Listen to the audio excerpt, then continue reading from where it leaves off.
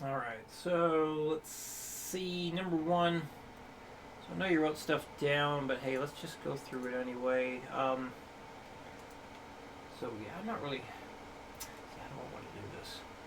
Let's just do like an explanation here. I think it's fairly straightforward enough. Yeah, so you're gonna do this each time you practice too. So set your pace, just using that line. So let's say you get that to 100. Okay, so after you get that to 100, you rest your arm for a minute or so, and then take that 100 beats per minute, and then work on playing all that without the repeat. So let's say you can't. Let's say you set this, your pace was set at 100, and then you go to play this without the repeat, and you can't do it. Bump it down 5. Try it at 95 to see if you can get that. If that's still not able to happen, like if you cramp up too much and you slow down too much, that's fine. Bump it down another 5. Try 90. So let's say you can do 90 beats a minute. You get all the way through to that last open E, and you've done it without the repeat. Remember, do that first. Well, then you're going to try it with the repeat. But let's say you can't get all the way through with 90 for a whole repeat. Bump it down 85. So hopefully you get the idea there. Just bump it down a little bit until you can do the repeat. So that's kind of how I want you to fine tune your endurance speed for this stuff. And instead of, because we have, you have 4 things to work on in this abbreviated week. I know I said earlier today, like try doing it 3 times or try doing it 4 times in a row.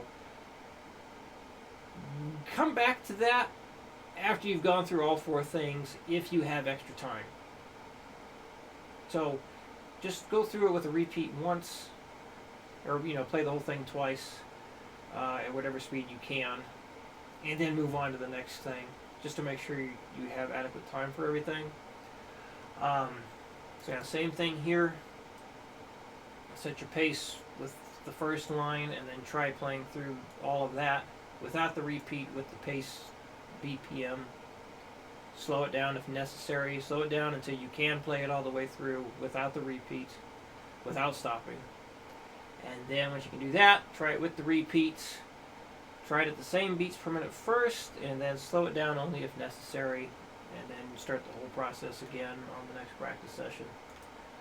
Alright, so we got some short, simple ones here.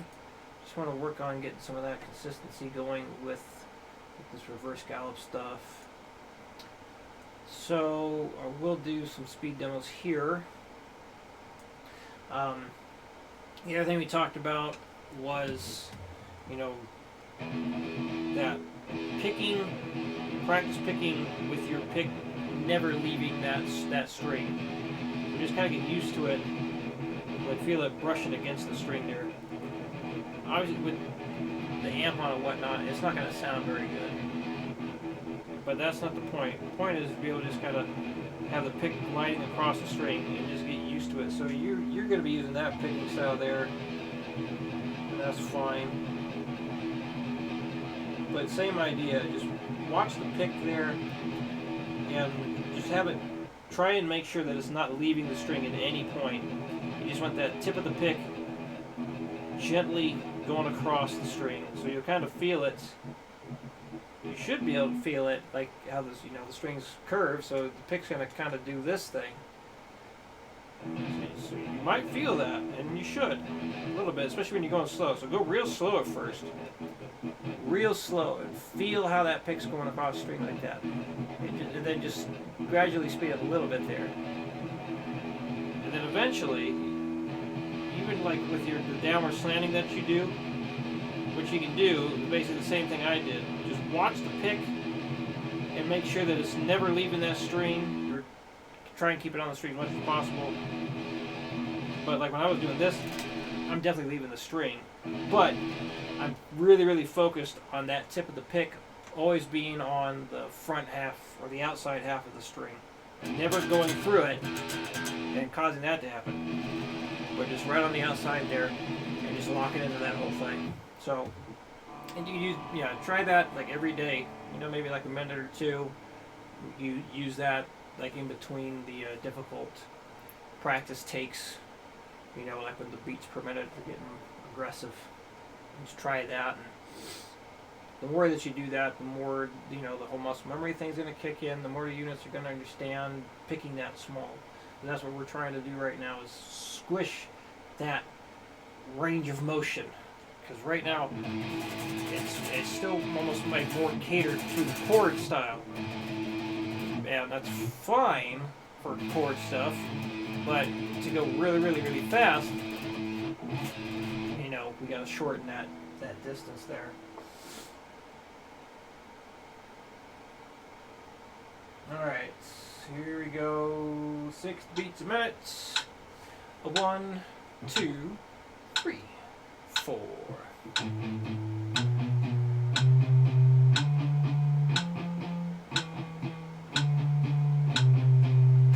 And I just remembered something. Make sure exercise 1 is all downstrokes. Exercise 2 is all upstrokes. Alright, let's do 100 next. 1, 2, 3, 4.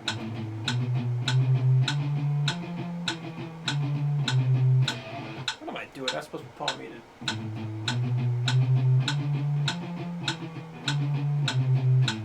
Alright, 120.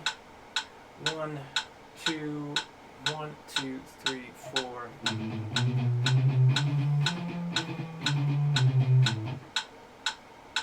140.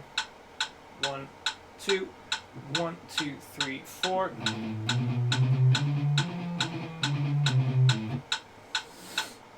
160. 1, 2, 1, 2, 3, 4. 180. 1, 2, 1, 2, 3, 4. And 200. 1, 2, 1, 2, 3, 4.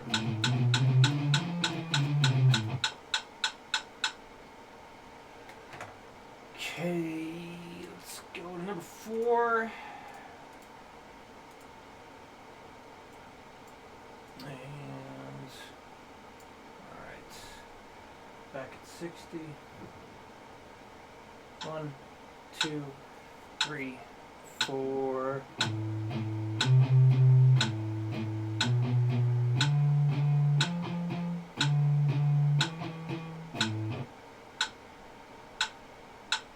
100. 1, 2, 3, 4.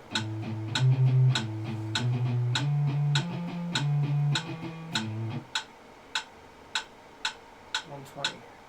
1, 2, 1, 2, 3, 4.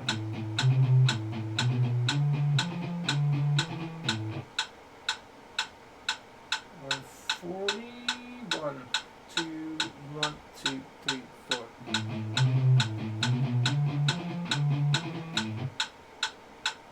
160. 1, 2, 1, 2, 3, 4.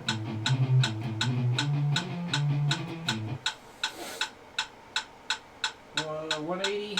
1, 2, 1, 2, 3, 4. And 200. 1, 2, 1, 2, 3, 4. Alright. So, if any questions come up, definitely let me know. And plan on seeing you in your videos. And be at your house on Friday.